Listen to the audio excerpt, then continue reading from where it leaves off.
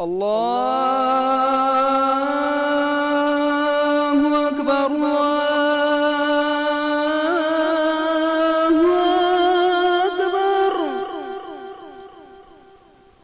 الله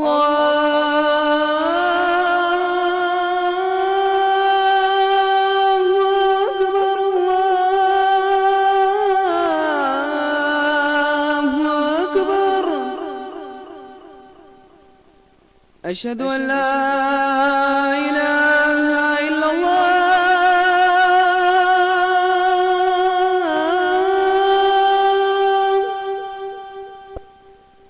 أشهد أن لا إله إلا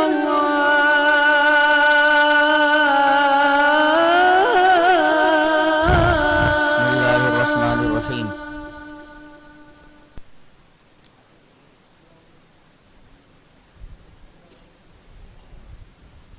قیام اللیل میں تلاوت کیے گئے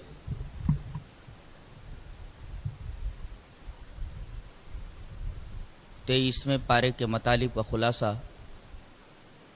سماعت فرمائیں۔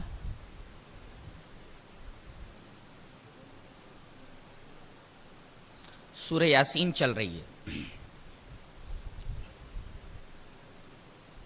اس عظیم سورہ کا ابتدائی حصہ 22ویں پارے کے آخر میں ہے۔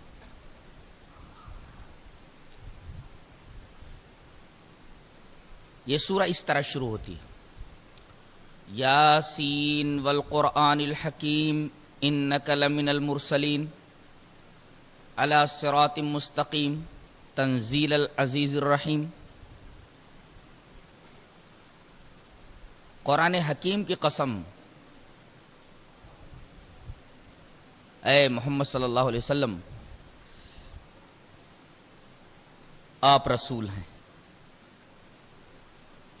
در حقیقت یہ آیت اور یہ بات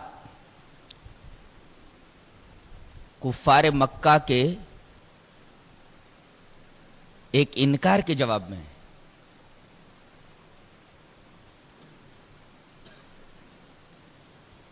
انکار کیا ہے؟ وَيَقُولُ الَّذِينَ كَفَرُوا لَسْتَ مُرْسَلًا۔ کافر یہ بولتے ہیں کہ آپ رسول نہیں ہیں۔ تو اللہ فرماتا ہے قرآن حکیم کی قسم آپ رسول ہیں۔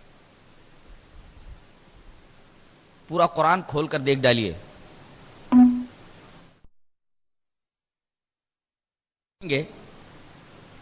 کہ کسی نبی کی تصدیق اور توثیق کے لیے اللہ نے اپنے کلام کی قسم نہیں کھائی ہے۔ صرف ہمارے نبی جناب محمد الرسول اللہ صلی اللہ علیہ وسلم کی وہ ذات مبارک ہے جن کی نبوت کی اور رسالت کی تصدیق و توثیق کے لیے اللہ نے قرآن حکیم کی قسم کھائی ہے۔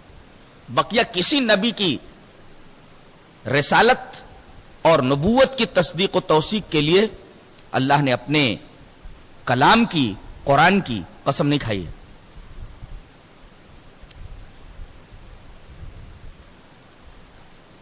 اس کے بعد یہ فرمایا جا رہا ہے کہ نبی جب کہیں بھیجا جاتا ہے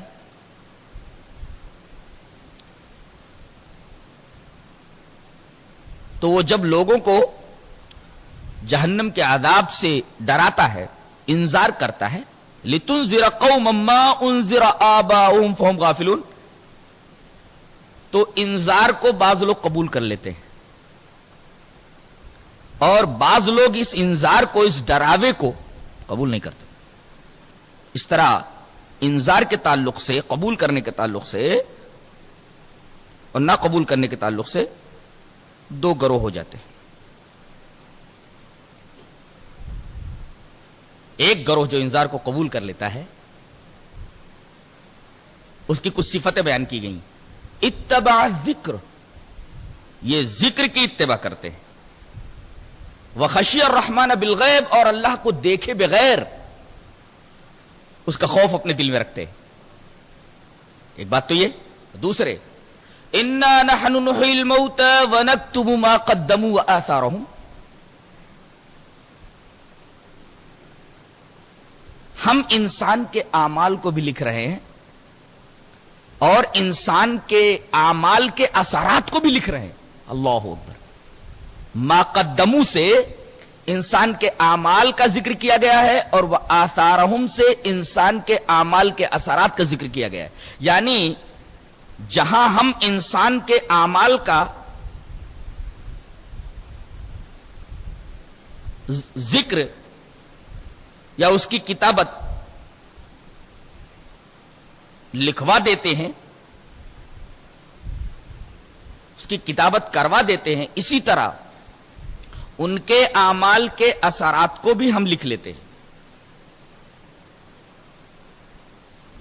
مرنے کے بعد اعمال کا ثواب بھی ملتا رہتا ہے اور اعمال کے اثرات کا ثواب بھی ملتا رہتا ہے.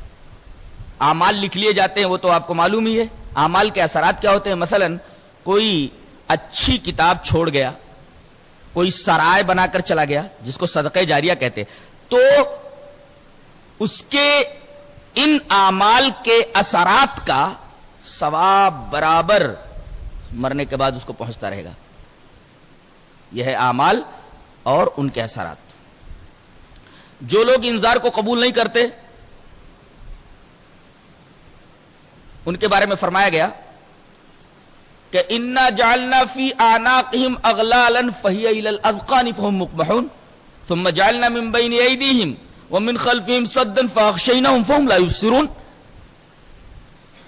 ان کے گلوں میں، ان کی گردنوں میں ہم بیڑیاں ڈال دیتے ہیں، اس طرح ان کی گردن بالکل سیدھی ہو جاتی ہے. خنزیر کو دیکھا ہے آپ لوگوں نے؟ غور سے دیکھیں گے تو یہ پتا چلے گا کہ یہ وہ جانور ہے کہ نہ تو اپنی گردن کو دائیں گھما سکتا ہے، نہ اپنی گردن کو بائیں گھما سکتا ہے، نہ اپنی گردن کو نیچے کر سکتا ہے، صرف سامنے دیکھ سکتا ہے. اس کو اگر دائیں جانب دیکھنا ہے تو اسے دائیں طرف بالکل مڑنا پڑے گا، بائیں طرف اگر حملہ کرنا ہے تو بائیں طرف بالکل مڑنا پڑے گا، پیچھے کی طرف دیکھنا ہوگا تو بالکل پیچھے کی طرف مڑنا پڑے گا. اس کی گردن بالکل سیدھی رہتی ہے، دائیں طرف نہیں مڑ سکتی، بائیں طرف نہیں مڑ سکتی، نیچے کی طرف نہیں جھک سکتی.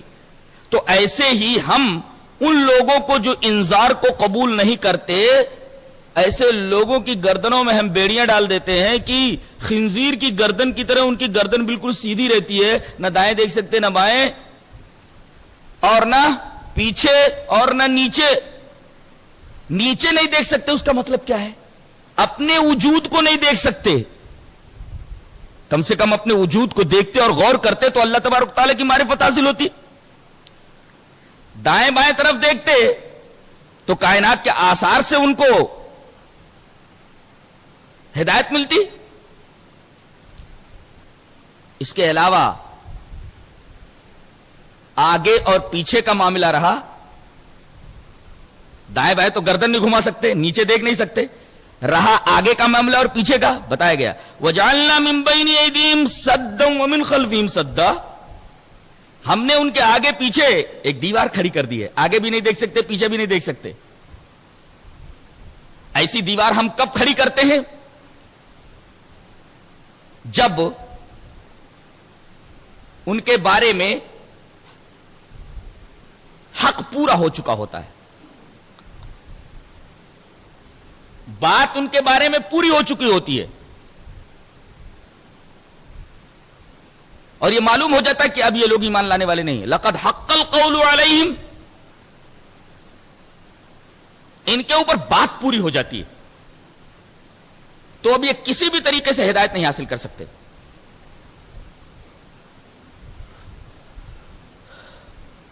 بعدہ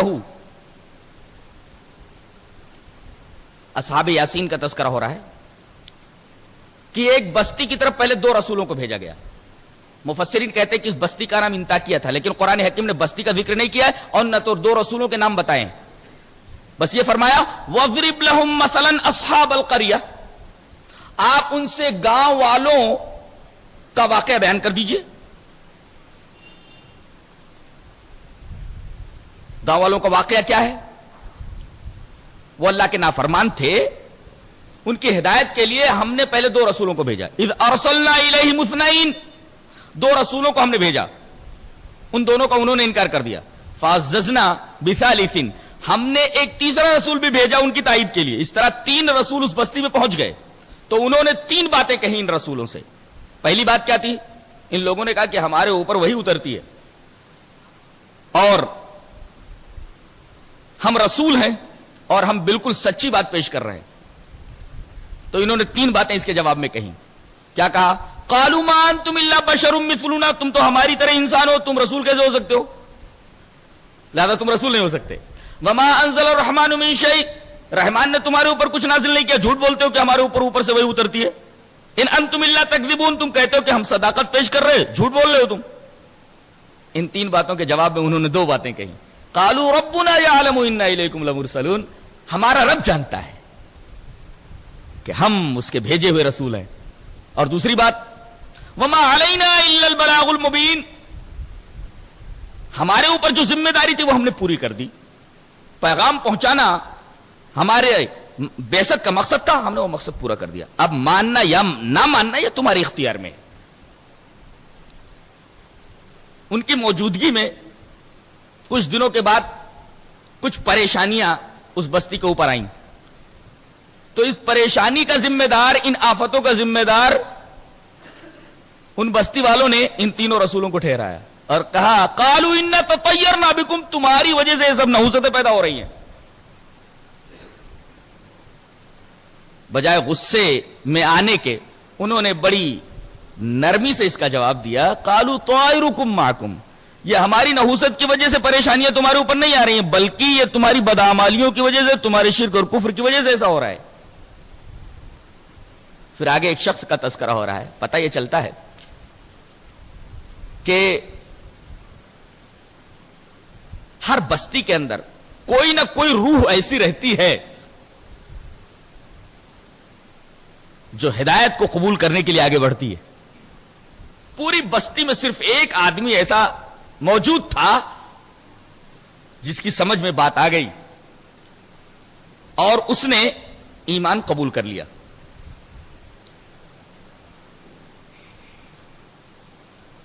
قوم نے جب یہ دھمکی دی کہ اس بستی سے تم لوگ نکل جاؤ ورنہ ہم تم کو رجم کر دیں گے، لئن لم تنتهوا لنرجمنکم ولیمسنکم منا عذاب الیم، تم بستی سے نکل جاؤ نہیں تو ہمارے اوپر اور کوئی بہت بڑا عذاب آ جائے گا،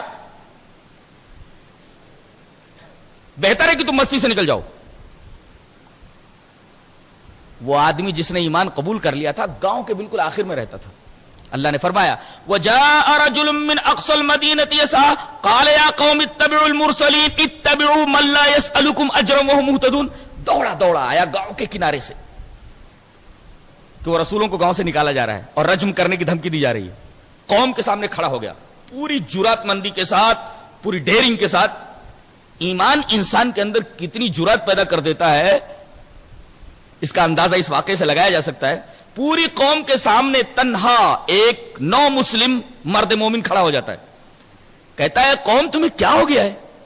اے میری قوم تمہاری سمجھ کو کیا ہو گیا ہے؟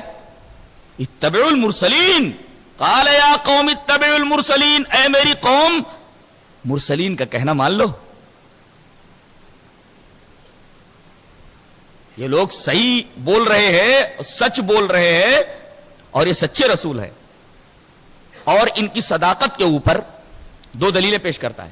اتبعوا من لا يسألكم اجرا، دیکھو کتنی دور سے آئے ہیں تمہیں صحیح بات بتانے کے لیے، کچھ تم سے مانگ رہے ہیں یعنی بے غرض ہیں یہ. من لا يسألكم اجرا وهم مهتدون. اور دوسری بات یہ بتاؤ کیا ان کے کردار کے اوپر کہیں انگشت نمائی کی جا سکتی ہے؟ یعنی ایک طرف تو یہ اتنی دور سے آ کر کے تمہیں ہدایت کی بات بتا رہے ہیں اور اجرت میں کچھ نہیں لے رہے ہیں، اور دوسری چیز کہ ان کی سیرت بالکل بے داغ ہے.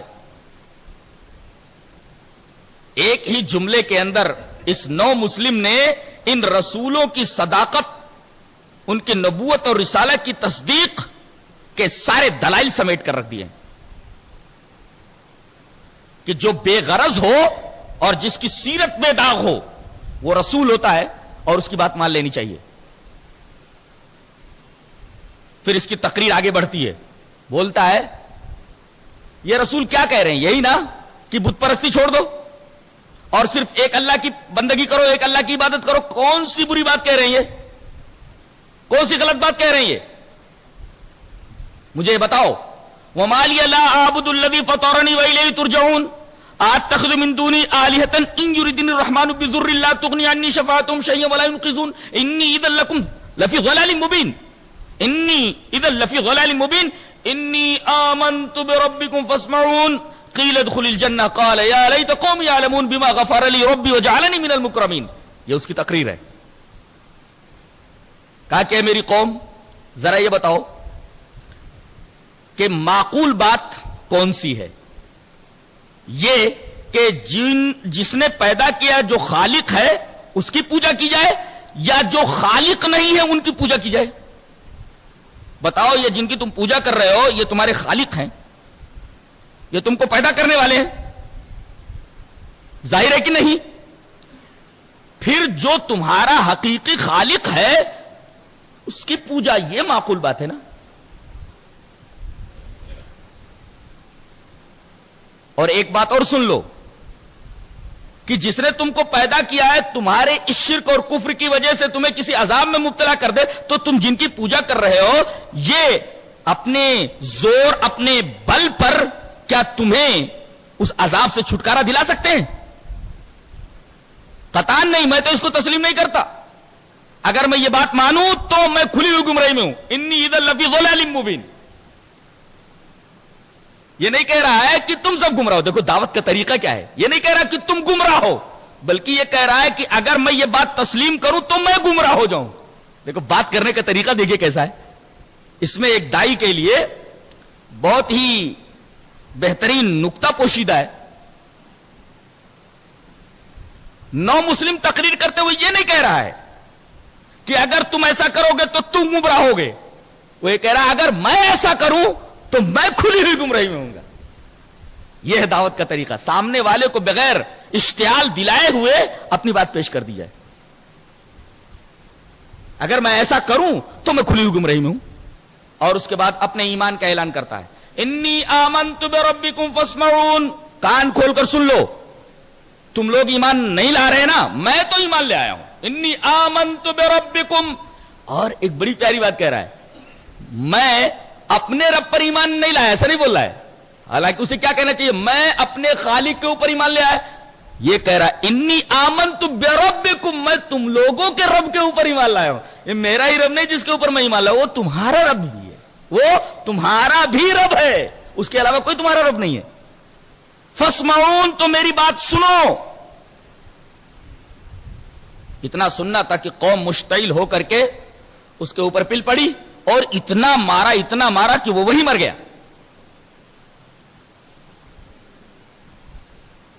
ادھر وہ مرا, اللہ تبارک و تعالی نے اسے جنت میں پہنچا دیا. قیل ادخل الجنہ, کہا کہ اے مبارک روح تو جنت میں داخل ہو جا. اس کا مطلب ہے کہ شہداء کے لیے برزخ نہیں ہے, وہ فوراً جنت میں داخل کر دیے جاتے ہیں. وہ سبز پرندوں کے پوٹوں کے اندر ان کی روحیں ڈال دی جاتی ہیں اور دن بھر وہ جنت کے باغوں میں چرتے چگتے رہتے ہیں اور شام کے وقت عرش کے نیچے لٹکتی ہوئی قندیلوں کے اندر بسیرا کر لیتے ہیں.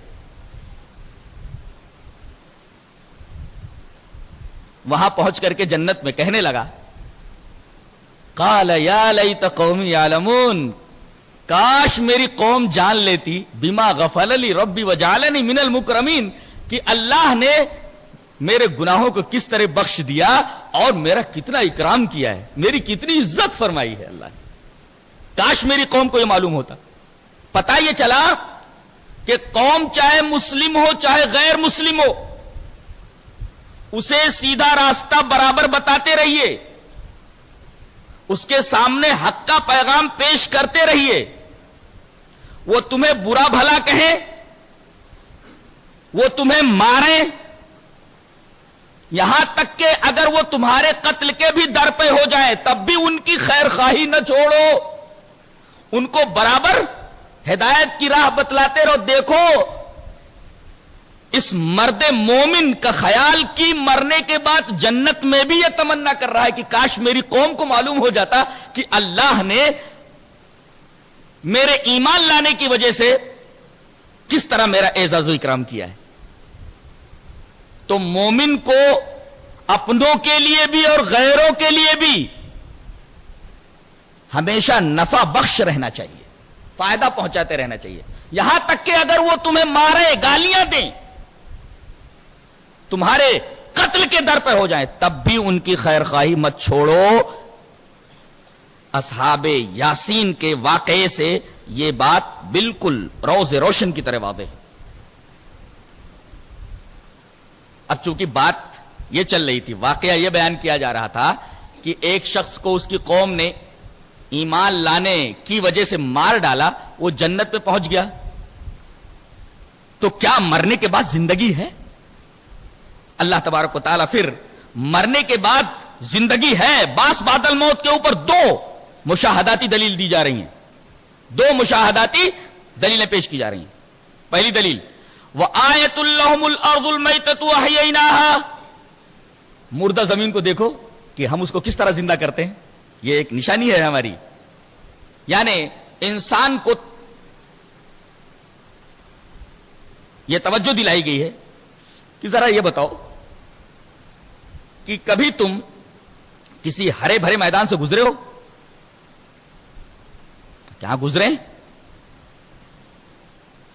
کہا کہ کون سے موسم میں؟ کہا برسات کے موسم میں. کہا کہ اچھا بالکل چلچلاتی دھوپ کے اندر گرمی کے موسم میں اسی میدان سے کبھی گزرے ہو؟ بولے ہاں گزرے.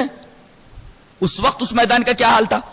بولے ایک بھی پودا نہیں تھا, یہاں تک کہ پودے کی جڑیں بھی سوکھ گئی تھیں. یعنی سارے پودے مر چکے تھے, ان کی جڑیں بھی سوکھ گئی تھیں, مر گئی تھیں, زندگی کا کہیں نام و نشان نہیں تھا. اچھا یہی زمین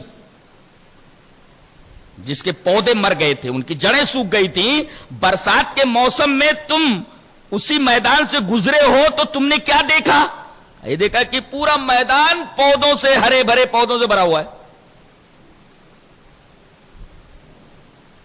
اللہ فرما رہا ہے اسی طرح آدمی جب مر کر کے, سڑ گل کر کے مٹی میں چلا جاتا ہے, تو ہم جب سور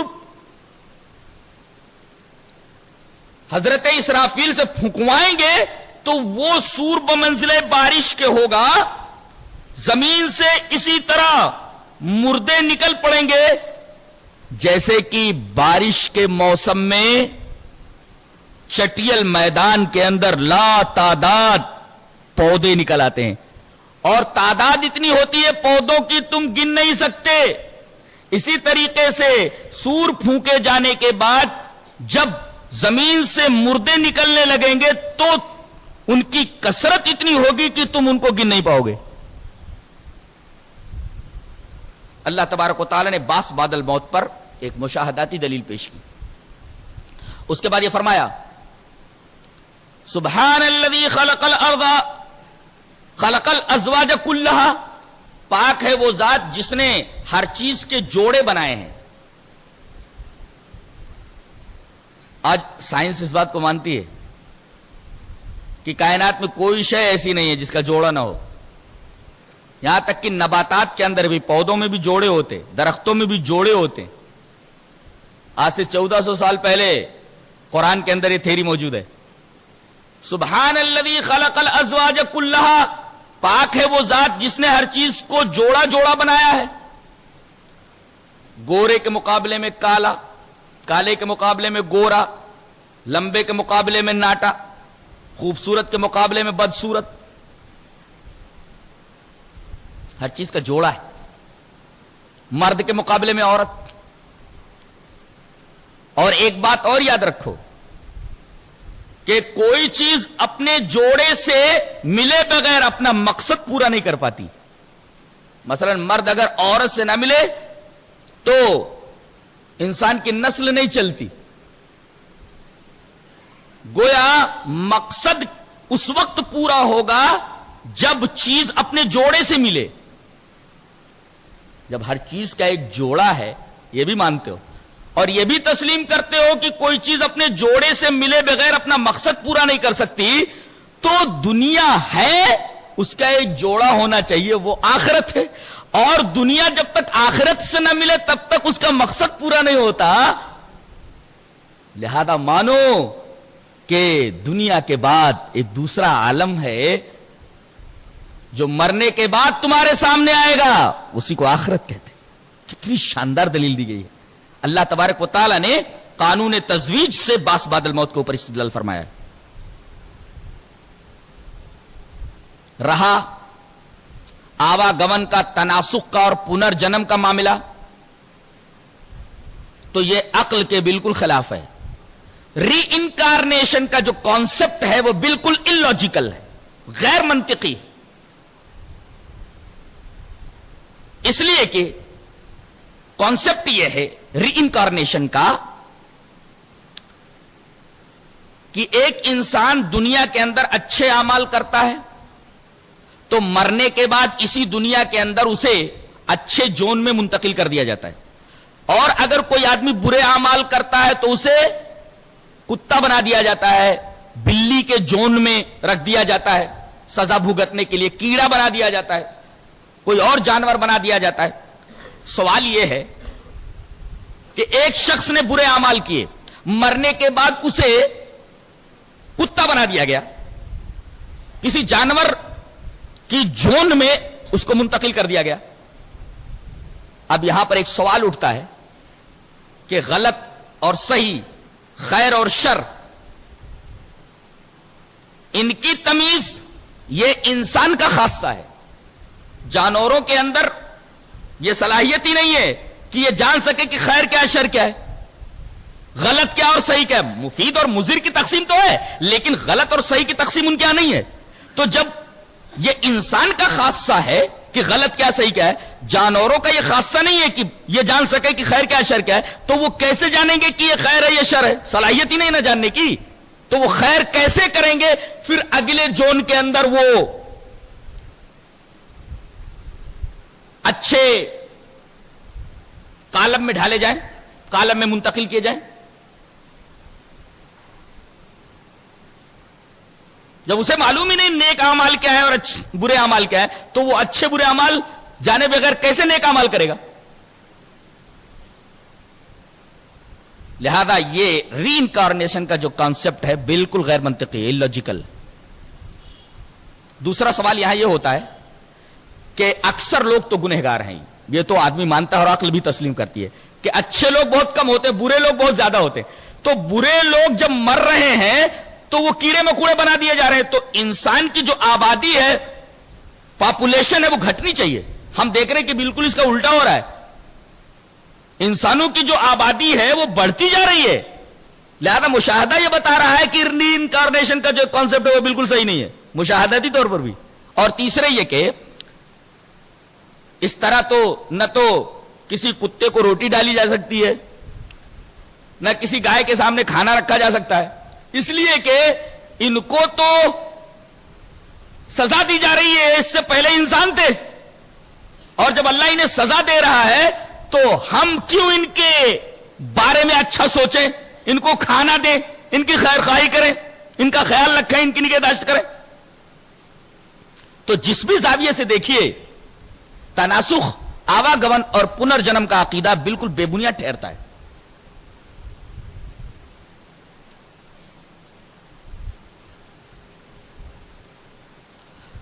آگے یہ بتایا جا رہا ہے وَالْقَمَرَ قَدَّرْنَاهُ مَنَازِلَ حَتَّى عَادَ كَالْعُرْجُونِ الْقَدِيمِ۔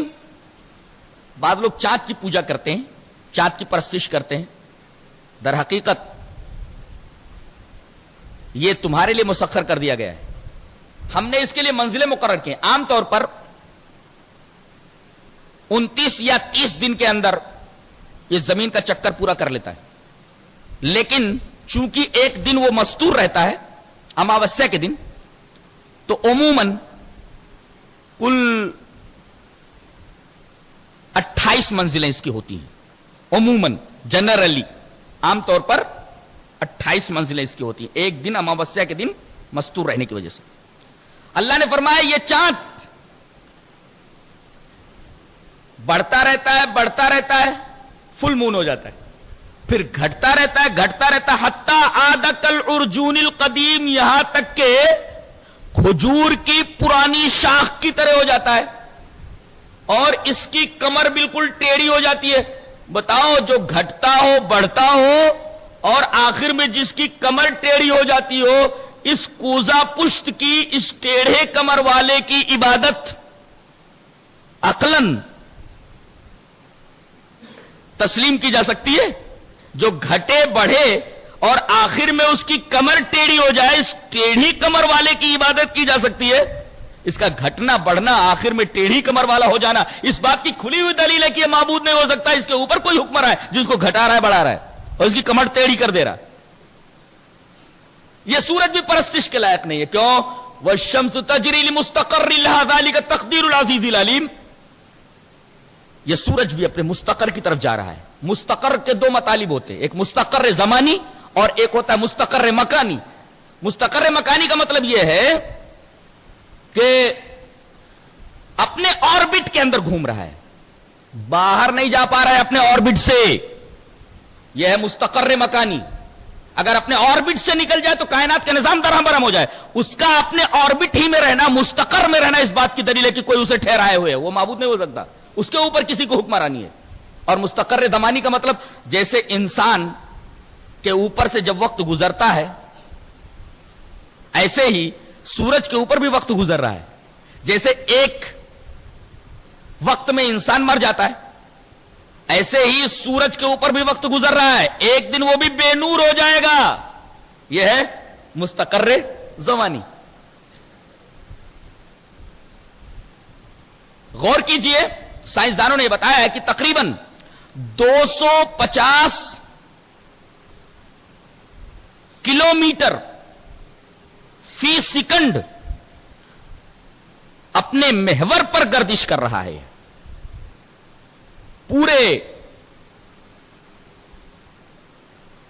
نظام شمسی کو لیے ہوئے اس کی رفتار ہے۔ اور اس کی مداری گردش کب پوری ہوتی ہے؟ 27 دن کے اندر تو اس کی محوری گردش پوری ہو جاتی ہے 250 کلومیٹر فی سیکنڈ کے حساب سے۔ اور اس کی جو مداری گردش ہے وہ تقریباً 500 بلین سالوں کے اندر پوری ہوگی۔ 500 بلین سالوں کے اندر اس کی مداری گردش پوری ہوتی۔ ایک عظیم کورا ہے اور یہ چل رہا ہے، کوئی چلانے والا ہے، یہ معبود نہیں بلکہ اس کے اوپر کوئی حکمراں ہے۔ اس کے بعد یہ فرمایا گیا وَإِن نَّشَأْ نُغْرِقْهُمْ فَلَا صَرِيخَ لَهُمْ وَلَا هُمْ يُنقَذُونَ۔ ہم نے بعض کتابوں کے اندر پڑھا ہے کہ کشتی کہیں ڈوب رہی تھی، ایک بزرگ گئے، انہوں نے اپنا ہاتھ لگا کر کے، کمر لگا کر کے اس کشتی کو دریا کے پار کر دیا۔ اللہ فرما رہا ہے ایسا ہوتا نہیں ہے۔ وَإِن نَّشَأْ نُغْرِقْهُمْ، اگر ہم چاہیں تو ان کو غرق کر دے، فَلَا صَرِيخَ لَهُمْ، ان کا کوئی فریاد رس نہ ہو، ان کا کوئی غوث نہ ہو، ولا ينقذون، اور نہ تو ان کو بچایا جا سکے۔ اللہ یہ فرما رہا ہے کہ اگر ہم کسی کشتی کو ڈبونا چاہیں تو فلا صریخ لہم، کوئی فریاد رس وہاں پہنچ نہیں سکتا، کوئی اس کشتی کو نہیں نکال سکتا اور نہ ان کشتی والوں کو بچایا جا سکتا ہے۔ اور دوسری بات یہ معلوم ہے کہ اللہ کے علاوہ کوئی فریاد رس نہیں، کوئی غوث نہیں۔ اس کے بعد کفار اور مشرکین کی ایک عجیب منطق کا جواب دیا جا رہا ہے، ایک نرالی منطق کا جواب دیا جا رہا ہے۔ منطق کیا ہے ان کی؟ وہ ذکر کی گئی وَإِذَا قِيلَ لَهُمْ أَنفِقُوا مِمَّا رَزَقَكُمُ اللَّهُ قَالَ الَّذِينَ كَفَرُوا لِلَّذِينَ آمَنُوا أَنُطْعِمُ مَن لَّوْ يَشَاءُ اللَّهُ وَطَعَمَهُ، کہ جب ان سے کہا جاتا ہے کہ اللہ نے جو تمہیں دیا ہے اس میں سے خرچ کرو، غریبوں کو دو، تو ان کا جواب کیا ہوتا ہے؟ قال الذین کفروا للذین آمنوا، تو یہ کافر ایمان والوں سے بولتے ہیں کہ جن کو اللہ نے نہیں دیا، دینا نہیں چاہا، ان کو ہم کیسے دیں؟ یعنی اللہ کے چاہنے سے یہ غریب ہوئے ہیں اور تم کہتے ہو کہ ہم ان کو دیں، اللہ اگر دینا چاہتا تو ان کو دے دیتا نا، ان کو نہیں دیا اس کا مطلب اس کی مشیت تھی، اب اگر ہم ان کو دیں تمہارے کہنے کی وجہ سے تو اللہ کی مشیت میں دخل اندازی کر رہے ہیں۔ یہ ان کی نرالی منطق تھی۔ جواب اس کا یہ ہے کہ اللہ تبارک و تعالی نے اس کائنات کا نظام تعاون باہمی کے اوپر رکھا ہے۔ ذرا غور کرو، کہ امیر کو بھی غریب کی ضرورت ہے اور غریب کو بھی امیر کی ضرورت ہے. اگر امیر کا جوتا پھٹ جائے تو سلنے والا کون ہوگا؟ ایک غریب آدمی. تو یوں امیروں کو غریبوں کی ضرورت ہے اور غریب جب جوتا سلے گا تو اسے پیسہ ملے گا. نہ کسی امیر کا احسان غریب کے اوپر ہے، نہ کسی غریب کا احسان امیر کے اوپر ہے. اسی تعاون باہمی کے اوپر اس کائنات کا نظام چل رہا ہے. ذرا غور کرو کہ اگر تم کسی غریب کو دو گے تو اس سے تمہارا فائدہ ہے کہ نہیں؟ کس فائدے کے لیے دے رہے ہو؟ یہی نا کہ آخرت کے اندر ہمیں اس کا بدلہ ملے. تو تم نے جو دیا اپنے فائدے کے لیے دیا ہے. اس میں غریب کے اوپر تمہارا احسان کیا رہا؟ اس لیے کہ تم نے جو اسے دیا ایک مقصد کے تحت دیا ہے کہ اللہ ہمیں اس کا بدلہ دے. تمہیں اس کا بدلہ قیامت کے دن مل جائے گا. تو تم نے غریب پر احسان کیسے کیا؟ اور تمہاری یہ منطق بڑی نرالی ہے کہ تمہارا بچہ اگر بھوک سے دودھ کے لیے تڑپ رہا ہو اس وقت یہ منطق نہیں چلاتے، فوراً اسے دودھ پلاتے ہو. یہ کیوں نہیں کہہ دیتے کہ اللہ چاہتا تو اسے دودھ پلا دیتا؟ بلکہ تم ذریعہ بنتے ہو اس کی بھوک کی تسکین کا. ایسے ہی کوئی غریب اگر بھوکا ہو تو تم ذریعہ بنو اس کی بھوک کے مٹانے کا. جیسے بچے کے رونے کے اوپر تم یہ نرالی منطق نہیں چلاتے کہ اللہ چاہتا تو وہ بھوکا ہے اس کو کھلا دیتا. ایسے ہی غریب کے بارے میں بھی سوچو جس طرح تم اپنے بچے کے بارے میں سوچتے ہو.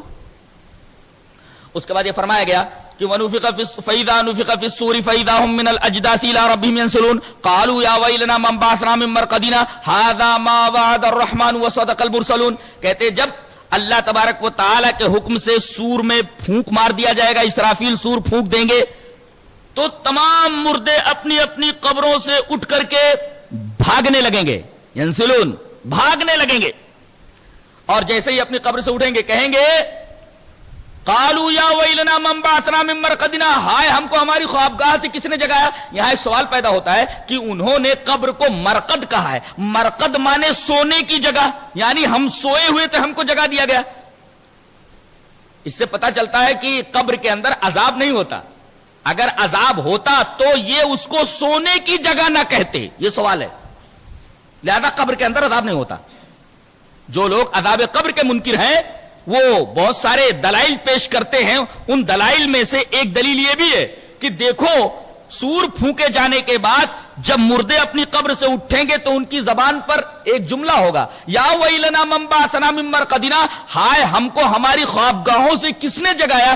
یعنی وہ سو رہے تھے، عذاب نہیں ہو رہا تھا. اگر عذاب ہوتا تب بولتے کہ ہم کو ہماری عذاب گاہ سے کس نے اٹھا دیا. سونے کی جگہ خوابگاہ یہ نہ کہتے. اس کا مطلب وہ سو رہے ہیں، ان کے اوپر عذاب نہیں ہو رہا ہے. جواب اس کا یہ ہے وَقَدْ وَرَدَ فِي بَعْضِ الْأَحَادِيثِ أَنَّ لِأَهْلِ الْقُبُورِ رَقْدَةً قُبَيْلَ نَفْخِ الصُّورِ، کہ سور کے پھونکے جانے سے کچھ پہلے یہ عذاب ملتوی کر دیا جائے گا، اٹھا لیا جائے گا، عذاب منقطع ہو جائے گا. یعنی سور پھونکے جانے سے کچھ پہلے قبر والوں کے اوپر سے عذاب ہٹا لیا جائے گا. ایک حدیث میں یہ بھی ہے کہ 40 سال کا عرصہ ہوگا، اس 40 سال کے عرصے میں قبر والوں کے اوپر عذاب نہیں ہوگا، مکمل نیند میں ہوں گے. ظاہر ہے کہ جب 40 سال ان کے اوپر سے عذاب قبر ہٹا لیا جائے گا تو وہ سو ہی رہے ہیں. جب اٹھیں گے تو فطری طور پر یہی بات بولیں گے ہم کو ہماری خوابگاہ سے کس نے جگایا. اس لیے کہ 40 سال تک تو ان کے اوپر عذاب قبر منقطع تھا. جب اٹھیں گے تو یہی بولیں گے نا. لہذا اس آیت کریمہ سے یہ استدلال بالکل درست نہیں ہے کہ قبر کے اندر عذاب نہیں ہوتا ہے.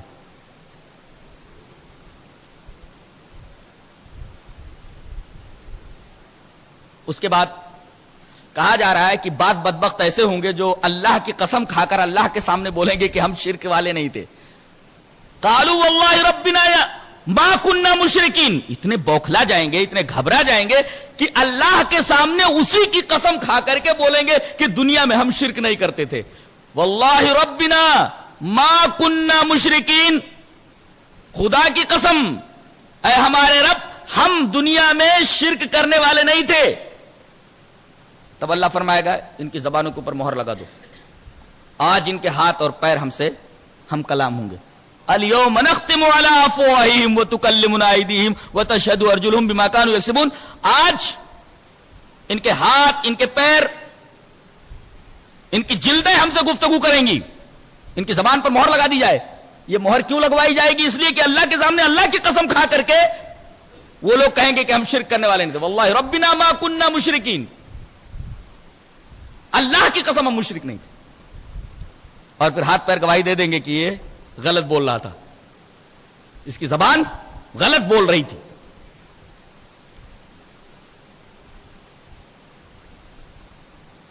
اس کے بعد ایک عجیب بات کہی جا رہی ہے، وَاتَّخَذُوا مِن دُونِ اللَّهِ آلِهَةً لَعَلَّهُمْ يُنصَرُونَ لَا يَسْتَطِيعُونَ نَصْرَهُمْ وَهُمْ لَهُمْ جُندٌ مُحْضَرُونَ. مشرکین ایک منطق پیش کرتے تھے کہ یہ فرشتے یہ اللہ کے مقرب بندے ہیں، بلکہ بندیاں ہیں. فرشتوں کو یہ اللہ کی بیٹیاں کہتے تھے، اور یہ مثال دیا کرتے تھے کہ جس طرح ایک بادشاہ ہوتا ہے، اس کے مقرب ہوتے ہیں، اس کے درباری ہوتے ہیں، اس کے قریبی ہوتے ہیں. تو اگر کسی مقرب کو خوش کر لیا جائے تو وہ مقرب بادشاہ سے اس آدمی کا تذکرہ کرتا ہے، اس کی سفارش کرتا ہے، اور اس سفارش کی وجہ سے اس کے مرتبے کو بڑھا دیا جاتا ہے. ایسے ہی اللہ کی مثال اس بادشاہ کی ہے اور فرشتوں کی مثال مقربین کی طرح ہے. کسی فرشتے کی پوجا کر لی جائے، فرشتوں کی عبادت کر لی جائے تو یہ بادشاہ کے مقرب کی طرح ہوتے ہیں. یہ اللہ سے سفارش کریں گے اور ہمارے گناہ بخش دیے جائیں گے اور ہمارے مرتبے بڑھا دیے جائیں گے. غور کیجئے، یہی منطق آج قبر پرست بھی پیش کرتے ہیں کہ ہم کہاں بزرگوں کی پوجا کرتے ہیں، ہم تو صرف ان کو اپنا سفارشی مانتے ہیں کہ یہ اللہ کے قریبی ہیں، اللہ کے مقرب ہیں. ان کی قبروں کے اوپر چادر چڑھاتے رہو، ان کے نام نظر و نیاز کرتے رہو، خوش ہو کر کے یہ اللہ سے ہماری سفارش کر دیں گے. بالکل وہی منطق ہے جو مشرکین پیش کیا کرتے تھے. ان کی منطق میں اور آج کر کے قبر پرستوں کی منطق میں شرک کے تعلق سے کوئی بھی فرق نہیں. قرآن حکیم نے بڑی عجیب بات فرمائی، لا يستطيعون نصرهم. اللہ کے بارے میں مثالیں پیش مت کرو. فلا تضربوا للہ الامثال، اللہ کے لیے مثالیں پیش مت کرو. اللہ کسی دنیاوی بادشاہ کی طرح نہیں ہے. اور کس نے کہہ دیا؟ اللہ نے کیا لسٹ بھیج دی کہ یہ ہمارے مقرب ہیں، فرشتے ہمارے مقرب ہیں؟ یہ کہاں لکھا ہوا ہے؟ اللہ نے لسٹ بھیجی ہے کیا یہ لسٹ بھیجی ہے کہ فلاں فلاں اولیاء ہمارے مقرب ہیں؟ یا اگر کوئی بات کہے تو ہم ان کی بات کو نہیں ٹالیں گے؟ کیا ہم نے لسٹ بھیجی ہے یا ایسی بات کہی ہم نے تمہارے سامنے بھیجی ہے، رکھی ہے؟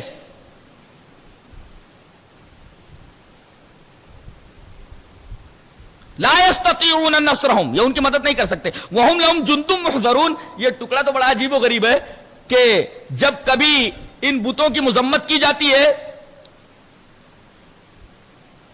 اور قبروں کی پوجا کے تعلق سے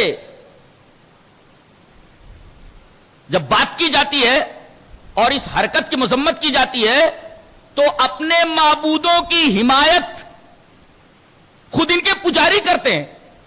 جب معاملہ یہ ہے کہ یہ معبود جن کی یہ پوجا کر رہے ہیں ان کی کوئی مذمت کرے تو اس کی مدافعت نہیں کر سکتے، اس کا دفاع نہیں کر سکتے، دفاع کرنا پڑتا ہے بیچارے پجاریوں کو. جب یہ اپنے اوپر سے الزام ہٹانے پر قادر نہیں ہے، ان کی مذمت کی جائے تو دفاع کرنے پر قادر نہیں ہے، بیچارے پجاریوں کو یہ سب زحمتیں اٹھانی پڑتی ہیں، تو یہ کہے کہ معبود ہیں. لا يستطيعون نصرهم وهم لهم جند محضرون. یہ بیچارے پجاری ہی ان کے حاضر باش لشکریوں کی طرح ہیں، ہمیشہ حاضر رہتے ہیں اور کوئی انہیں کچھ کہے تو اس کا جواب یہ خود دیتے ہیں. معبود دفاع کرنے پر قادر نہیں ہے، کیسا معبود ہے؟ اس کے بعد ایک سائنسی حقیقت بیان کی جا رہی ہے، ایک سائنٹیفک فیکٹ ہے. الذی جعل لکم من الشجر الاخضر نارا، وہی ذات ہے جس نے سبز درخت سے، ہرے درخت سے آگ نکالی. یعنی ہولی قرآن فورٹیلز آکسیجن. ہرے درخت سے آگ نکالی. آکسیجن آگ ہی تو ہے. ارے ہم نے اس کو آگ وہ کہہ دیا ہے، آکسیجن کہہ دیا ہے. ہم نے اس کا نام آکسیجن رکھا ہے. قرآن حکیم اسے نار کہہ رہا ہے. حقیقت یہ کہ آکسیجن آگ ہی ہے، گیس ہے. وہ آکسیجن جلاتی ہے اور ہائیڈروجن جلانے کے عمل کو تیز کرتی ہے. دونوں خطرناک مادے ہیں، جلانے والے مادے ہیں. اور عجیب بات تو یہ کہ ان دو جلانے والے خطرناک مادوں کو ایک جلا رہا ہے، دوسرا جلانے کے عمل کو تیز کر رہا ہے.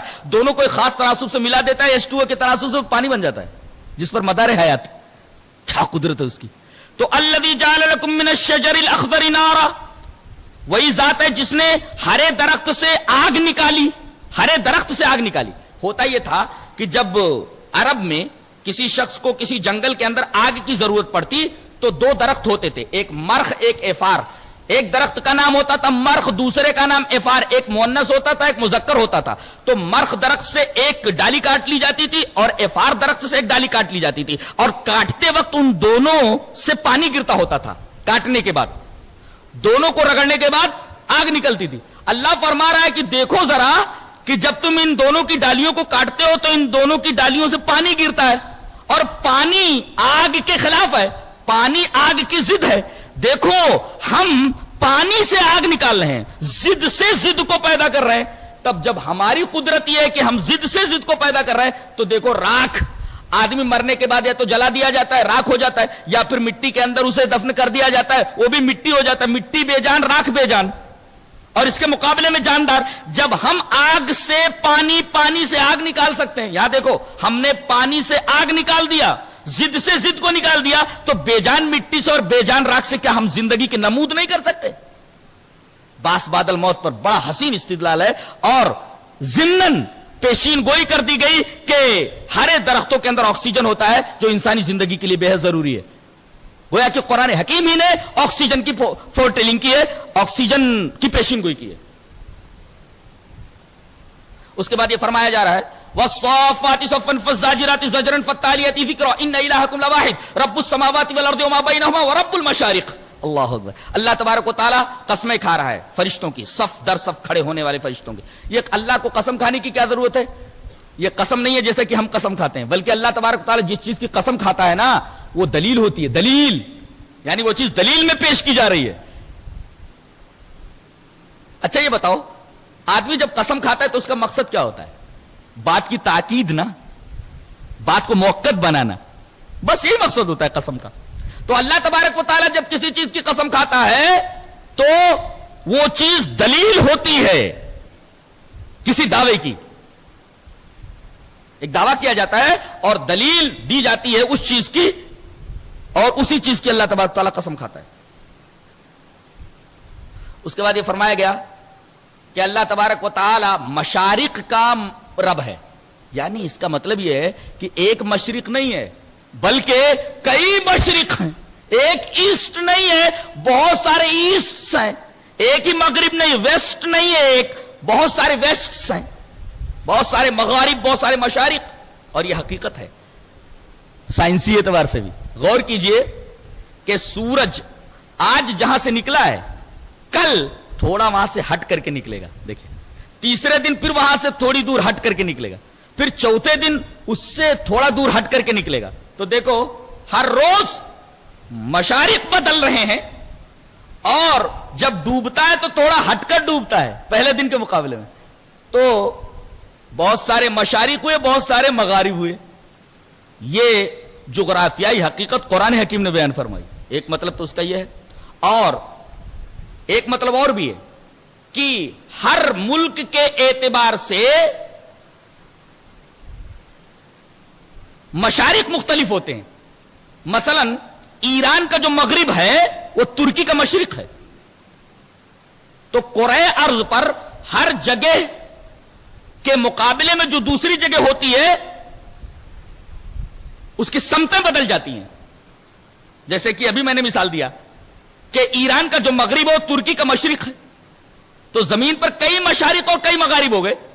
اس اعتبار سے نیز اس کو یوں بھی سمجھا جا سکتا ہے کہ صرف ایک ہی سیارہ نہیں ہے زمین کی طرح، بہت سارے سیارے ہیں، اور ہر سیارے کے اوپر ایک مشرق ہے، مغرب ہے۔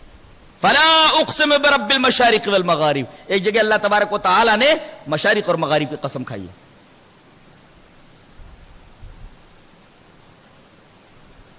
اس کے بعد یہ فرمایا گیا کہ دو دوست تھے، پہلے وہ آیتیں دیکھیے۔ قال قائل منهم انی کان لی قرین یقول اینک لمن المصدقین اذا متنا وکنا عظاما ورفاتا انا لمبعوثون قال هل انتم مطلعون فاطلع فرآه في سواء الجحیم قال تاللہ ان کدت لتردین ولولا نعمت ربی لکنت من المحضرین۔ کہتے دو دوست تھے، ایک دوست آخرت پر یقین رکھتا تھا، ایک دوست آخرت پر یقین نہیں رکھتا تھا، اور دونوں مل کر کے دونوں پارٹنر تھے، اور پارٹنر ہونے کی وجہ سے نفع دونوں میں تقسیم ہو جایا کرتا تھا آدھا آدھا۔ کہتے کہ ایک دفعہ دونوں کو 8,000 کا نفع ہوا، 4,000 ایک کو ملا، 4,000 دوسرے کو ملا۔ علامہ جلال الدین سیوطی رحمۃ اللہ علیہ نے متعدد تابعین سے یہ واقعہ منقول کیا ہے، 4,000 دونوں کو ملے۔ مومن دوست کو یہ معلوم ہوا کہ کافر دوست نے 1,000 میں زمین خرید لی ہے۔ مومن دوست نے اللہ تبارک و تعالیٰ کے حضور یہ فرمایا، یہ کہا کہ اللہ مجھے معلوم ہوا کہ میرے دوست نے 1,000 میں دنیا میں ایک زمین خرید لی ہے، میں 1,000 صدقہ کرتا ہوں تیری راہ میں، جنت میں 1,000 کی زمین مجھے دے دے۔ پھر اسے پتا چلتا ہے کہ اس کا دوست 1,000 میں گھر بنوا لیتا ہے۔ پھر یہ کہتا ہے کہ اے اللہ مجھے معلوم ہوا کہ میرے دوست نے 1,000 میں گھر بنوایا ہے، میں 1,000 تیری راہ میں صدقہ کرتا ہوں، میرا ایک گھر بنا دے اسی پلاٹ کے اوپر جو میں نے 1,000 میں خریدا ہے جنت کے اندر۔ پھر اسے معلوم ہوتا ہے کہ وہ 1,000 اس کا دوست ایک عورت سے شادی کرتا ہے اور مہر دیتا ہے 1,000۔ کہتا ہے کہ اے اللہ مجھے معلوم ہوا کہ میرے دوست نے 1,000 روپیہ مہر رکھا ہے، ایک لڑکی سے شادی کی ہے، میں 1,000 تیرے راستے میں صدقہ کرتا ہوں ایک حور کے مہر کے لیے۔ پھر اسے معلوم ہوتا ہے کہ وہ جو آخری 1,000 ہے، 1,000 وہ خرچ کرتا ہے گھر کے ڈیکوریشن کے لیے۔ یہ کہتا ہے کہ اے اللہ مجھے معلوم ہے کہ میرے دوست نے 1,000 گھر کے ڈیکوریشن میں خرچ کر دیا، میں 1,000 تیرے راہ میں صدقہ کرتا ہوں، اے اللہ میرے گھر کو بھی ڈیکوریٹڈ بنا دے۔ کہتے ہیں کہ جب مرنے کے بعد دونوں پہنچے ایک جنت میں ایک جہنم میں، تو فرشتوں نے پوچھا کہ وہ جو تیرا دوست تھا کافر، دنیا ہی دنیا اس کے پیش نظر تھی، دیکھنا چاہے گا کہ کدھر ہے وہ؟ قال هل انتم مطلعون، دیکھنا چاہے گا کدھر ہے وہ؟ کہا وہ میرا دوست کدھر ہے؟ دنیا میں پارٹنر تھا، یہ اس طرف دکھائی نہیں دے رہا، کدھر گیا؟ فطلع فرآہ فی سواء الجحیم، دیکھے گا تو جہنم کے بیچ میں کھڑا ہوا آگ میں جل رہا ہوگا۔ ارے فوراً پریشان ہو جائے گا، دیکھ کر کے بولے گا واللہ ان کی لتردین، اگر تیرے جیسا راستہ میں اختیار کرتا تب تو مجھے ہلاک کر دیتا تھا، تباہ کر دیتا تھا۔ ولولا نعمت ربی لکنت من المحضرین، اگر اللہ تبارک و تعالیٰ کی میرے رب کی نعمت نہ ہوتی تو میں جہنم میں اسی طرح حاضر ہوتا جیسے میرا دوست وہاں حاضر ہے۔ اس کا مطلب یہ ہے کہ یہاں اگر دو دوست ایسے ہوں تو وہاں بھی اگر ایک جہنم میں ایک جنت میں چلا گیا تو ایک دوسرے سے بات کروائی جائے گی، دکھایا جائے گا ایک دوسرے کو کہ ان دونوں کا انجام کیا ہوا۔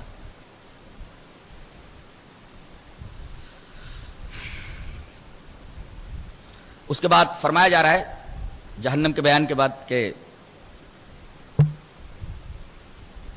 جنتیوں کے لیے کیا ہے سب سے بڑی نعمت؟ دیدار الہی۔ اس سے چھوٹی نعمت کیا ہے؟ اہم نعمت حور ہیں۔ کیسی ہوں گی؟ بتایا گیا کأنہن بیض مکنون، یہ عورتیں کہ اگر 3 دن نہ نہائے تو ان کے بدن سے بدبو آنے لگے، اگر یہ 10 دن نہ نہائے تو بالوں میں جوئیں پڑ جائیں، 1 دن برش نہ کرے تو منہ سے بدبو آنے لگے۔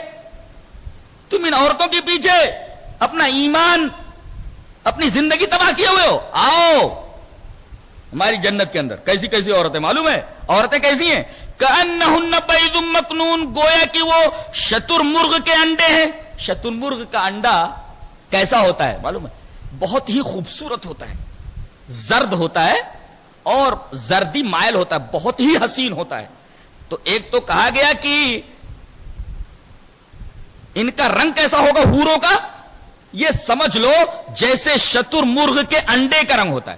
اور شتر مرغ کیا کرتا ہے؟ ہمیشہ اپنے انڈوں کو اپنے پروں کے نیچے چھپائے رہتا ہے. یہ دوسری خصوصیت ہے. مکنون ہوتے ہیں, ان کو کوئی دیکھ نہیں پاتا. ایسے ہی ان کی عصمت, عفت, آبرو, پاک دامنی کی حفاظت اللہ کی طرف سے ہو رہی ہے. نہ تو کسی انس نے چھوا نہ کسی جن نے. یعنی ہڈن ایگز ویل پریزروڈ, یعنی چھپے ہوئے انڈے ہیں, اور چھپے ہوئے انڈوں کے ساتھ ساتھ ان کی خوبصورتی کا یہ عالم. اس کے بعد حضرت ابراہیم علیہ السلام کا واقعہ بیان کیا جا رہا ہے کہ حضرت ابراہیم علیہ السلام سے کہا جا رہا ہے کہ چلیے ہمارے ساتھ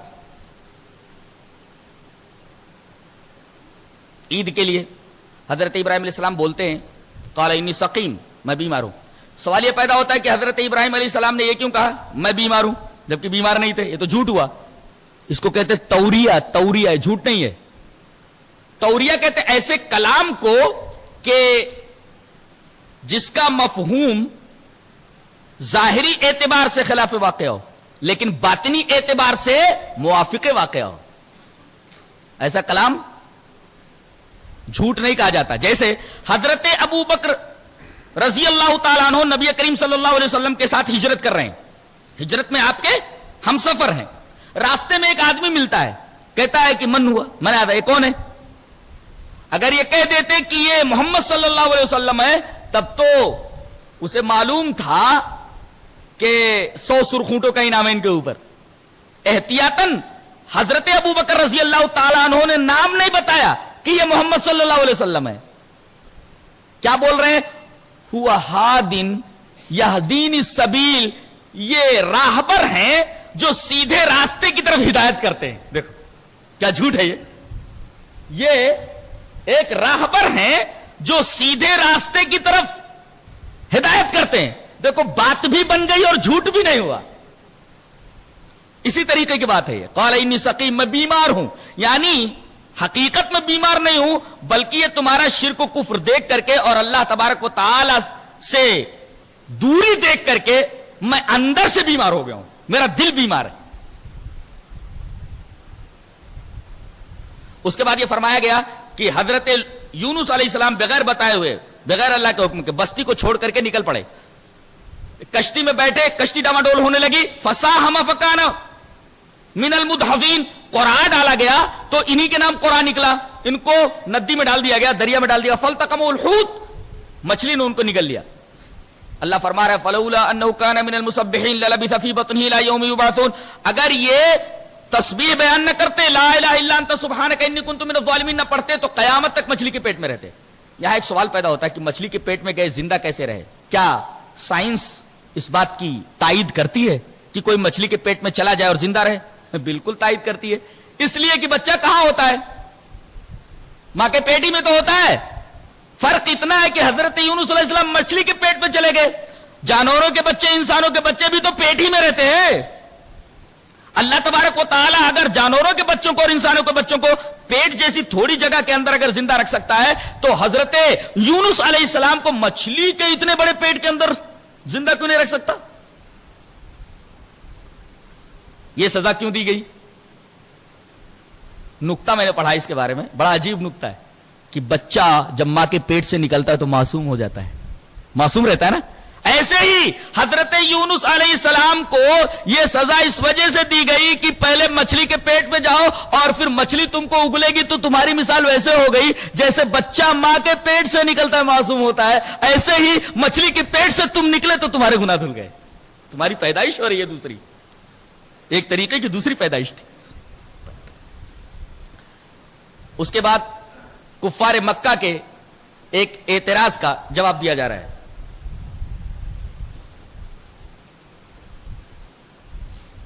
بلکہ ایک عقیدے کی تردید کی جا رہی ہے. یہ کہتے ہیں کہ فرشتے اللہ کی بیٹیاں ہیں. اللہ فرما رہا ہے کہ دلیلیں 3 قسم کی ہوتی ہیں. دلیلیں 3 قسم کی ہوتی ہیں. ایک ہوتا مشاہدہ, ایک ہوتی عقلی دلیل, اور ایک ہوتی نقلی دلیل. بتاؤ فرشتے اللہ کی بیٹیاں ہیں, مشاہدہ ہے. ام خلقنا الملائکۃ اناثا وهم شاہدون, جب ہم فرشتوں کو بنا رہے تھے تو مؤنث بنا رہے تھے, یہ وہاں حاضر تھے کیا؟ مشاہدہ ان کا. مشاہدہ ایک دلیل ہے. تو کیا مشاہدہ ان کا مشاہدے کی بنا پر کہہ رہے ہیں کہ یہ فرشتے اللہ کی بیٹیاں ہیں؟ مشاہدہ نہیں ہے. اچھا تو کوئی نقلی دلیل ہے؟ فاتو بے کتابکم ان کنتم صادقین ام لکم سلطان مبین. فاتو بے کتابکم ان کنتم صادقین. کوئی دلیل تمہارے پاس ہے واضح؟ اگر ہے تو کتاب کے اندر دکھاؤ. کس کتاب میں لکھا ہوا ہے کہ فرشتے اللہ کی بیٹیاں ہیں؟ یہ کہاں لکھا ہوا ہے؟ فاتو بے کتابکم ان کنتم صادقین. تو تمہارے پاس نہ تو کوئی مشاہداتی دلیل ہے نہ تمہارے پاس کوئی نقلی دلیل ہے. اچھا عقلی دلیل ذرا بتاؤ تو. تم لڑکا پسند کرتے ہو کہ لڑکی اپنے لیے؟ نہیں, لڑکا ہم پسند کرتے ہیں. لڑکی پیدا ہونا تو ہمارے لیے عار ہے. اللہ نے فرمایا تمہاری حالت تو یہ ہے کہ وَإِذَا بُشِّرَ أَحَدُهُم بِالْأُنثَىٰ ظَلَّ وَجْهُهُ مُسْوَدًّا وَهُوَ كَظِيمٌ. تمہارے ہاں جب کوئی لڑکی پیدا ہوتی ہے اور خوشخبری یہ سنائی جاتی ہے کہ ارے تیرے ہاں لڑکی پیدا ہوئی تو چھپتا پھرتا ہے اور تیرا چہرہ کالا پڑ جاتا ہے, اندر اندر کھولتا رہتا ہے. لڑکے کی پیدائش پر خوش ہوتا ہے اور لڑکی کی پیدائش کے اوپر رنجیدہ ہوتا ہے. اور تم لوگوں کا حال تو یہ ہے کہ لڑکیوں کو تم زندہ طور غور کرتے ہو, لڑکیاں تمہیں پسند نہیں, تمہاری کے لیے پسند کرتے ہو. یہ کون سی عقلی دلیل ہے؟ لِرَبِّكَ الْبَنَاتُ وَلَهُمُ الْبَنُونَ. رب کے لیے بیٹیاں, تمہارے لیے بیٹے. یہ کون سی منطق ہے تمہاری؟ اللہ تبارک و تعالیٰ نے ان تینوں دلیل کی روح سے ان کے اس عقیدے کو باطل فرمایا. کیا بولنے کا انداز ہے, اللہ اکبر. یعنی عقلاً تمہارا یہ عقیدہ صحیح نہیں, نقلاً تمہارے پاس اس کی کوئی دلیل نہیں, اور اسی طرح مشاہدہ بھی اس بات کی تائید نہیں کرتا. اس کے بعد سورہ صاد شروع ہو رہی ہے. کہتے ہیں کہ حضرت داؤد علیہ السلام نے اوقات مقرر کر رکھے تھے. کچھ اوقات ایسے تھے کہ مقدمات فیصل کرتے تھے, کچھ اوقات ایسے تھے کہ ان میں امور مملکت کی تفتیش وغیرہ کرتے تھے, جانچ پڑتال کرتے تھے. کچھ اوقات عبادت کے لیے مقرر کر رکھے تھے, کچھ اوقات سونے کے لیے. حضرت محراب میں تھے, عبادت کے لیے جو وقت تھا مقرر, عبادت کر رہے تھے اس وقت. اللہ تبارک تعالیٰ نے ایک واقعہ ذکر فرمایا. واقعہ اس طرح ہے, وَهَلْ أَتَاكَ نَبَأُ الْخَصْمِ إِذْ تَصَوَّرُوا الْمِحْرَابَ إِذْ دَخَلُوا عَلَى دَاوُودَ فَفَزِعَ مِنْهُمْ قَالُوا لَا تَخَفْ خَصْمَانِ بَغَىٰ بَعْضُنَا عَلَىٰ بَعْضٍ فَاحْكُم بَيْنَنَا بِالْحَقِّ وَلَا تُشْطِطْ وَاهْدِنَا إِلَىٰ سَوَاءِ الصِّرَاطِ إِنَّ هَٰذَا أَخِي لَهُ 99 نَعْجَةٌ وَلِيَ نَعْجَةٌ وَاحِدَةٌ فَقَالَ أَكْفِلْنِيهَا وَأَعْزَنِي فِي الْخِطَابِ قال لقد ظلمك بسؤال نعجتك الى نعاجه وان كثيرا من الخلطاء لا يبغي بعضهم على بعض الا الذين امنوا وعملوا الصالحات وقليل ما هم. کیا بات ہے. کہتے ہیں کہ دو آدمی دیواریں پھاند کر کے محراب کی اندر آ گئے جہاں حضرت داؤد علیہ السلام عبادت کر رہے تھے. اس تصور المحراب, تصور ہے, تصوروں کا مطلب ہوتا ہے دیوار پھاند کر کے اندر آ جانا, چوروں کی طرح. عام دروازے سے نہ آ کر یہ دیوار کود کر کے اندر آئے. محراب کے اندر جب داخل ہوئے تو حضرت داؤد علیہ السلام ڈر گئے. اس کا مطلب یہ ہے کہ اگر ڈر ما تحت الاسباب ہو تو یہ توحید کے منافی نہیں ہے. جیسے سانپ آ جائے آدمی ڈر جائے تو آدمی کو معلوم ہے کاٹ لے گا تو میں مر جاؤں گا. تو ما تحت الاسباب اگر خوف ہے تو توحید کے منافی نہیں. ہاں اس خوف کو حرام قرار دیا گیا اور شرک قرار دیا گیا ہے جو ماورائے اسباب ہو. ماورائے اسباب کا مطلب کیا؟ ایک آدمی کسی قبر کے اوپر جاتا ہے, پکی قبر کے اوپر, اور وہاں سے جب واپس ہوتا تو پیٹھ نہیں بتاتا. کیوں؟ اس لیے کہ وہ ڈرتا ہے کہ کہیں پیٹھ بتا دیا تو کہیں بابا ناراض نہ ہو جائے. یہ خوف, اس طریقے کا خوف ماورائے اسباب ہے.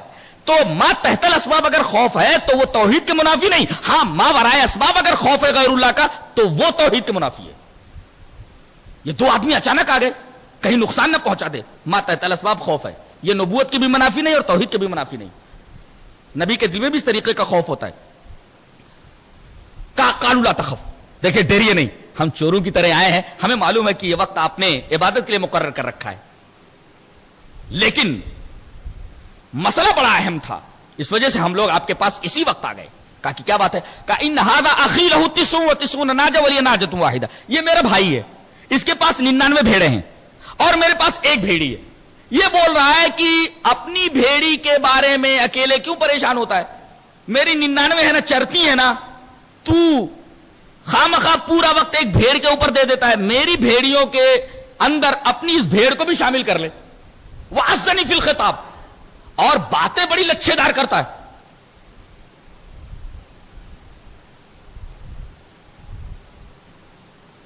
میں یہ سمجھتا ہوں کہ اگر میں یہ بھیڑ اس کی بھیڑوں میں شامل کر دوں تو کہیں اس کو نہ ختم کر جائے. یہ 99 سے 100 بنانا چاہ رہا ہے, میں سمجھ رہا ہوں. یہ 99 سے 100 کے چکر میں ہے, یہ اس کی نیت خراب ہے. قال لقد ظلمك بسؤال ناجتك الى نعاجه. حضرت نے فرمایا اس طریقے کا سوال یہ ظلم ہے. سوال یہ ہے کہ ہم نے کسی آدمی سے اس کی بھیڑ مانگی کہ ہماری بھیڑوں میں شامل کر لے. یہ ظلم کیسے ہوا؟ ظلم کیسے ہوا؟ مانگنا ظلم نہیں کہ میری بھیڑوں میں شامل کر لے, بلکہ فورس ڈال کر کے, زور صرف کر کے کسی کے مال کو اپنے مال میں ملانا یہ ظلم ہے. اگر آپ بولیں کہ بھئی اپنا یہ مال میرے مال میں شامل کر لے اور آپ زور زبردستی نہ کریں, فورس نہ کریں, تو جائز ہے. لیکن اگر آپ فورس کر رہے ہیں, زور زبردستی کر کے اس دوسرے کے مال کو اپنے مال میں ملا رہے ہیں, تو یہ ظلم ہوگا. اسی سے ایک نقطہ مفسرین نے نکالا ہے کہ اگر زور زبردستی سے چندہ وصولا جائے تو وہ زور زبردستی سے وصولا ہوا چندہ بھی درست نہیں ہے. نکال 100 روپیہ, یہ زور زبردستی سے چندہ لینا جائز نہیں ہے, وہ حرام ہے. یہ واقعہ تھا. حضرت نے فیصلہ کیا, کہا کہ تم ایسا کیوں کر رہے ہو, اس کو اس کے حال پہ چھوڑ دو. اور انہوں نے ایک اصول بتایا, وَإِنَّ كَثِيرًا مِّنَ الْخُلَطَاءِ لَا يَبْغِي بَعْضُهُمْ عَلَىٰ بَعْضٍ. دو آدمی پارٹنر ہوتے ہیں, ایک دھندا کرتے ہیں مل کر کے, اس میں سے ایک خلیط پر پارٹنر, اسی کے جمع خلطہ, ایک پارٹنر دوسرے پارٹنر کے اوپر ظلم کرتا ہی ہے, موقع لگتے ہی دوسرے کو فٹ پاتھ پہ کھڑا کر دیتا ہے, اپنا کروڑپتی بن جاتا ہے. إِلَّا الَّذِينَ آمَنُوا وَعَمِلُوا الصَّالِحَاتِ وَقَلِيلٌ مَا هُمْ. بعض ایمان اور عمل صالح ہوتے ہیں لیکن ایسے لوگوں کی تعداد بہت کم ہے. یعنی اشارہ اس بات کی طرف کیا گیا کہ دیکھو پارٹنر اولن بناؤ ہی نہیں, اس لیے کہ پارٹنر جو ہوتا ہے دوسرے کو ڈبونے کے چکر میں رہتا ہے, اپنا الگ دھندا رکھو. ہاں لیکن کوئی نیک پارٹنر مل جائے تو اس کے ساتھ مل کر کے دھندا چلانے میں کوئی دقت نہیں, کوئی پرابلم نہیں. لیکن ایسے لوگ بہت کم ہے. دیکھ بھال کر کے پارٹنر بنانا ایک تعلیم دی گئی. اس کے بعد ایک واقعہ بیان کیا جا رہا ہے کہ حضرت ایوب علیہ السلام نے اپنی بیوی کے بارے میں یہ کہہ دیا تھا کہ میں تجھے 100 کوڑے ماروں گا, 100 کوڑے ماروں گا. ہوا یہ کہ یہ بیچارے بیمار رہتے تھے, اور جب گھر میں شوہر بیمار ہو تو سب سے زیادہ فکر بیوی کو رہتی ہے, اس لیے کہ گھر اسے چلانا پڑتا ہے. اگر شوہر ہی بیمار ہو جائے, بیٹھ جائے, سب سے زیادہ فکر جو ہوتی ہے وہ بیوی کو ہوتی ہے. اس کی یہ تمنا ہوتی ہے کہ میرا شوہر جلد از جلد ٹھیک ہو جائے, بیماری سے شفا یاب ہو جائے. تو طرح طرح کی دوائیوں کی تلاش میں رہتی تھی. شیطان ایسے موقع پر آ جاتا ہے اور انسان کے ایمان کو چھیننے کی کوشش کرتا ہے. شیطان آیا اور اس نے کہا کہ میں ایک منتر بتا رہا ہوں, وہ منتر اگر استعمال کر لو تو تمہارے شوہر ٹھیک ہو جائیں گے. اور وہ منتر جو شرکیہ اور کفریہ تھا. بیوی وہ منتر لے کر کے آئی, سیدھی سادی تھی, کہنے لگی کہ ایک منتر لے کر کے آئی ہوں, ایک بوڑھے آدمی نے بتایا کہ اگر استعمال کر لیا جائے تو تمہاری بیماری ٹھیک ہو جائے گی. کہا کہ کیا ہے وہ؟ جب وہ منتر پڑھا انہوں نے تو حضرت ایوب علیہ السلام کو بڑا غصہ آیا. کہا کہ اس منتر کے اندر تو کفر اور شرک ہے, تو نے ایسی حرکت کیوں کی, تو شیطان کے چکر میں کیسے آئی, مجھے ٹھیک ہو جانے دے, میں تجھے 100 کوڑے مارتا ہوں. ٹھیک جب ہوئے تو چونکہ قسم کھا لیا تھا انہوں نے کہ خدا کی قسم میں تجھے 100 کوڑے ماروں گا. پہلے کفارہ یمین نہیں تھا جیسے ہماری شریعت کے اندر ہے, شریعت محمدیہ میں, ورنہ قسم کا کفارہ دے دیتے اور کوڑے نہیں مارنے پڑتے. لیکن اس وقت کفارہ یمین نہیں تھا, 100 کوڑے مارنے ہی تھے. تو اللہ تبارک و تعالی نے حضرت ایوب علیہ السلام کے پاس وحی کی کہ تمہاری بیوی بڑی سیدھی سادی ہے, میری اللہ کی بڑی نیک بندی ہے, میری اچھی بندی ہے, ان کے ساتھ معاملہ کرو مگر معذور جیسا معاملہ کرو. ایک صحت مند کے ساتھ جو معاملہ کیا جاتا ہے وہ معاملہ ان کے ساتھ مت کرو, ایک معذور کے ساتھ جو معاملہ کیا جاتا ہے وہ معاملہ اس کے ساتھ کرو. کہا کہ معذور کے ساتھ معاملہ کیسے کیا جاتا ہے؟ کہا کہ تم نے یہ قسم کھائی ہے کہ 100 کوڑے ماروں گا, تو ایسا کرو کہ 100 تیلیوں کی ایک جھاڑو لو اور اسی جھاڑو سے ایک جھاڑو اپنی بیوی کو مار دو. 100 तीलियों की एक झाड़ू लो और उस झाड़ू से अपनी बीवी को एक झाड़ू मार दो, तुम्हारी ये कसम पूरी हो जाएगी। अपनी बीवी से माजूर जैसा मामला करो। और यही मामला नबी करीम सल्लल्लाहु अलैहि वसल्लम ने एक मर्तबा किया था एक माजूर के साथ। इब्न माजा के अंदर वो रिवायत मौजूद है और अल्लामा अलबानी ने उस हदीस को सही कहा है कि एक माजूर आदमी, बहुत बीमार आदमी, एक जुर्म के अंदर पकड़ा गया। उसके ऊपर 100 कोड़े लगाए जाने थे, लेकिन यह देखा गया कि अगर उसको 1-2 कोड़े भी मारेंगे तो ये मर जाएगा, इतना कमजोर है, इतना बीमार है। लिहाजा नबी करीम सल्लल्लाहु अलैहि वसल्लम ने उसी तरीके से उसके साथ मामला किया जैसा अय्यूब अलैहिस्सलाम ने अपनी बीवी के साथ किया था।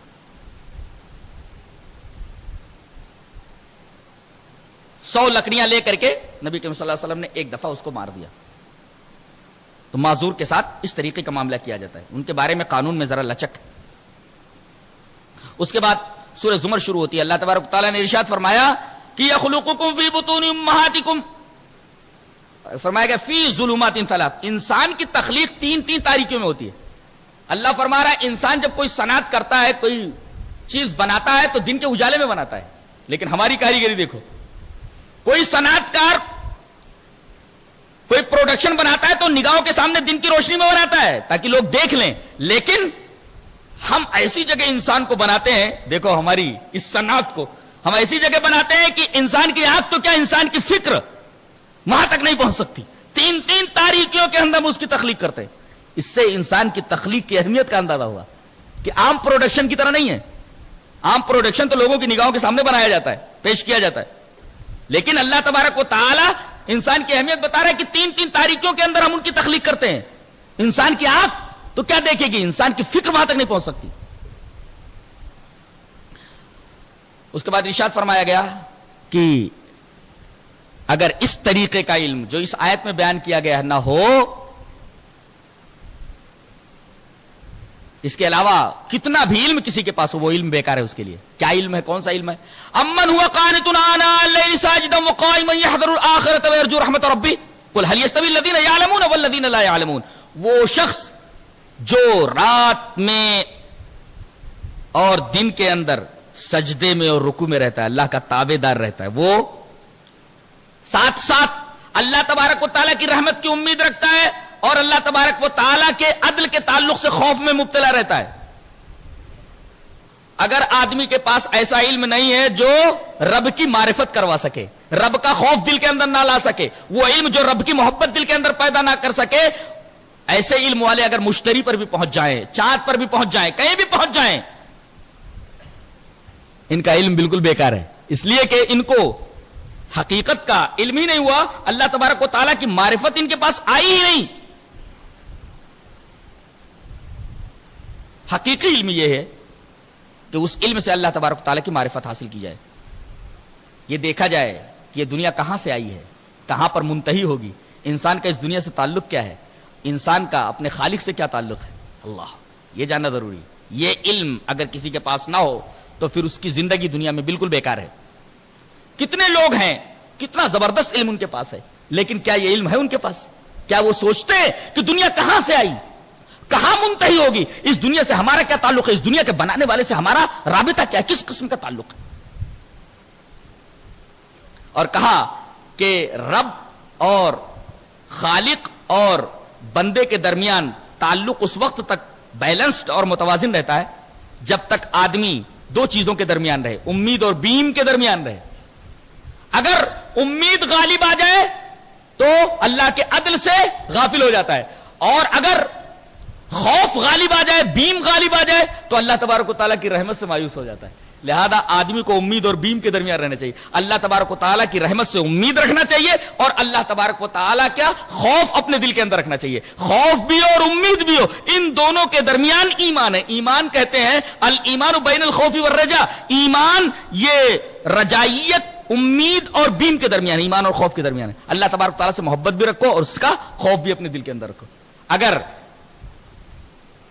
बीम और उम्मीद दोनों के दोनों मुतवाजिन हैं अल्लाह तबारक व तआला के ताल्लुक के मामले में, तो समझो बंदा कामयाब है। اس کے بعد یہ ارشاد فرمایا گیا اللہ نزل احسن الحدیث کتابا متشابہا مثانیہ تقشعر منہ جلود الذین یخشون ربہم، کہ اللہ تبارک و تعالی نے سب سے بہترین بات نازل فرمائی ہے، یعنی قرآن حکیم سب سے بہترین کلام ہے، اس سے بہتر کلام کوئی نہیں ہو سکتا۔ کتابا متشابہ، یہ ایسی کتاب ہے جو متشابہ ہے، کیا مطلب؟ ایک مضمون دوسرے مضمون کی وضاحت کرتا ہے۔ مثانی یعنی بار بار ایک مضمون کو مختلف پیرائے میں مختلف اسالیب میں بیان کیا جاتا ہے تاکہ اذا تکرر فی القلب، جب کسی بات کو بار بار دہرایا جائے تو دل کے اندر اتر جاتی ہے۔ اور پھر اس قرآن کے تعلق سے بتایا گیا کہ تقشعر منہ جلود الذین یخشون ربہم، جو اپنے رب سے ڈرتے ہیں جب اس کلام کو سنتے ہیں جہاں پر جہنم کا تذکرہ آتا ہے، انذار کی باتیں آتی ہیں تو ان کے رونگٹے کھڑے ہو جاتے ہیں۔ ثم تلین جلودہم، پھر جہاں رحمت کی بات آتی ہے اللہ تبارک و تعالیٰ کی تو ان کے دل نرم ہو جاتے ہیں، ان کے دل نرم ہو جاتے ہیں۔ گویا کہ انذار کی آیتیں پڑھیں تو ان کے رونگٹے کھڑے ہو جانے چاہیے، اور جب رحمت کی آیتیں دیکھیں، مطالعہ کریں، اس کو سمجھیں تو ان کے دل، ان کے چمڑے یہ نرم ہو جانے چاہیے۔ ثم تلین جلودہم، یہ 23ویں پارے کے مطالب کا خلاصہ تھا جو آپ حضرات نے سماعت فرمایا۔ اللہ ہمیں نیک عمل اور اچھی سمجھ کی توفیق عطا فرمائے۔ وآخر دعوانا الحمدللہ رب العالمین۔